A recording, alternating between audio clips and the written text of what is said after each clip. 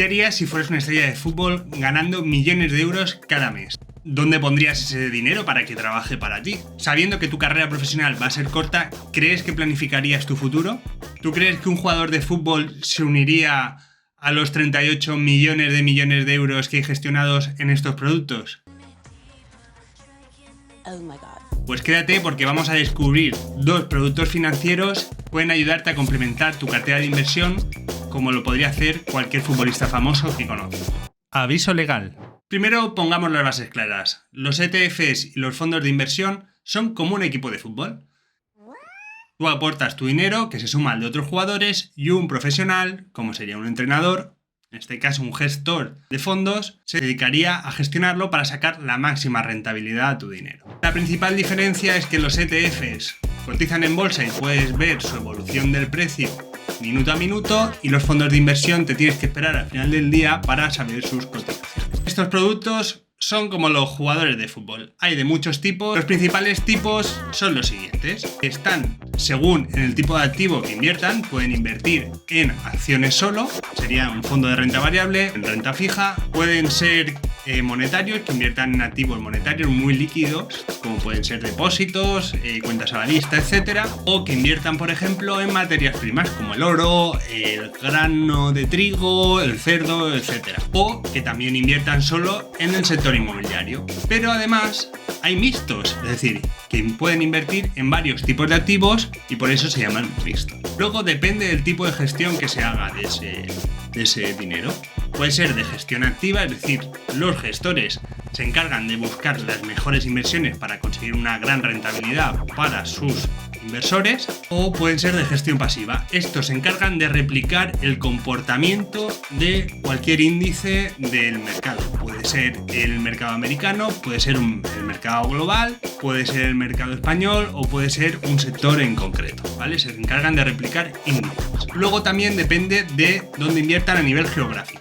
Pueden ser nacionales, solo invierten en un país, pueden ser internacionales que invierten en varios países distintos, por ejemplo un fondo que invierte solo en Europa, o pueden ser globales, que inviertan alrededor de todo el mundo. También hay 2 tipos más que son muy importantes de conocer, que son los de acumulación y los de distribución. Los de acumulación cogen los beneficios que han obtenido de sus inversiones y los reinvierten en más inversiones o en esas mismas inversiones donde ya están invertidos. Y los de distribución cogen los beneficios que obtienen de esas inversiones y los distribuyen a los inversores. Se pueden pagar de una manera periódica, ya puede ser mensual, trimestral, semestral o anual incluso, para tener dinero o liquidez por parte de los inversores. Ahora volvamos a los futbolistas. Si tuviéramos que ver las principales diferencias, si yo fuera futbolista y quisiera mover mi dinero de vez en cuando, lo que haría es invertir en fondos de inversión, porque los fondos de inversión tienen una ventaja fiscal o una diferencia fiscal respecto a los ETFs. Los fondos de inversión los puedes traspasar sin venderlos.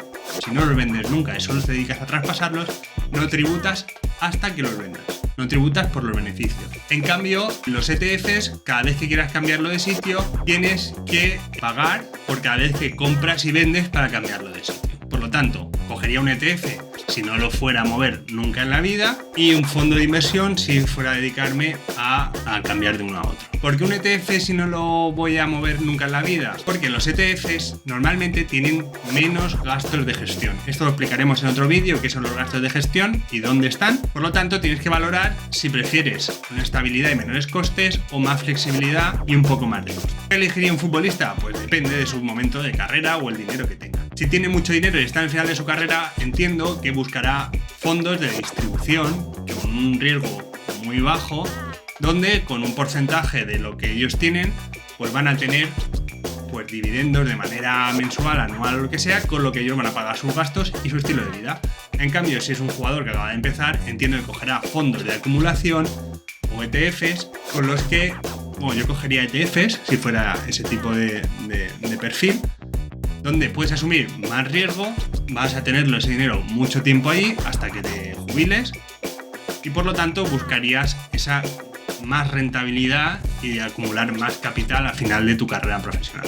Y luego ya hacer el paso a la otra etapa. ¿Cómo crees que invierte tu jugador de fútbol favorito? Dímelo en los comentarios. Si quieres invertir como lo haría un jugador de fútbol profesional, piensa en tu propio partido financiero. Tanto los ETFs como los fondos tienen ventajas y desventajas. Y la clave está en entender tus objetivos financieros y tu tolerancia al riesgo. ¿Estás listo a empezar a gestionar tu dinero como un pro? Déjame en los comentarios cuál crees que sería la elección de tu jugador favorito y nos vemos en el próximo vídeo.